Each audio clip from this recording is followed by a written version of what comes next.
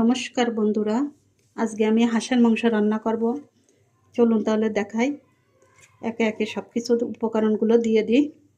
জিরা, ধনে গুঁড়ো দিয়ে দিলাম। এবার দিয়ে দেব শুকনো লঙ্কা। এখন দিচ্ছি, সবগুলো উপকরণগুলো দেওয়া হয়ে গেছে। এখন আমি ভালো করে হাত দিয়ে মাখিয়ে নেব। মাখিয়ে তারপরে একে একে আবার মশলা দেব। এখন আমি কড়াইতে সাদা তেল দিয়ে দিচ্ছি। একে একে মশলাগুলো দিয়ে দেব। তেজপাতা, শুকনো লঙ্কা, গোটা জিরে,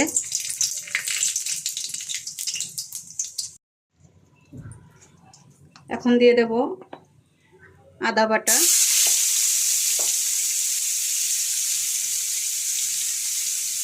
পেঁয়াজ রসুন বাটা, এখন দিয়ে দেব নারকেল বাটা, শুকনো লঙ্কা বাটা, জিরে ধনে বাটা, লবণ, এখন দেব হলুদ,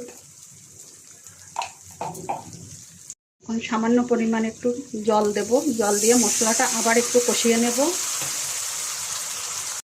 এখন একটু চুই দিয়ে দিচ্ছি। চুই না দিলে হাঁসের মাংস খেতে মজা লাগে না, খুবই ভালো লাগে। চুইতে অনেক ঘ্রাণ বেরোয়। মশলায় তেল ছেড়ে দিয়েছে, এখন আমি মাংসটা দিয়ে দেব।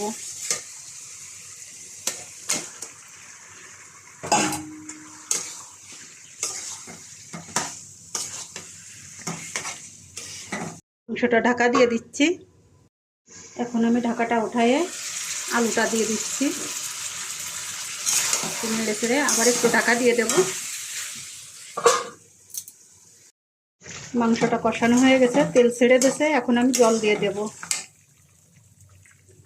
জল দিয়ে দিচ্ছি। রান্নাটা আমার হয়ে গেছে। এখন আমি গরম মশলা দিয়ে আর ভাজা জিরার গুঁড়ো দিয়ে নামিয়ে ফেলবো।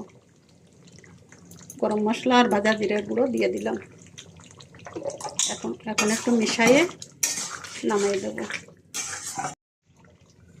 দেখুন কালারটা কত সুন্দর আসছে, খুব সুন্দর আসছে কালারটা।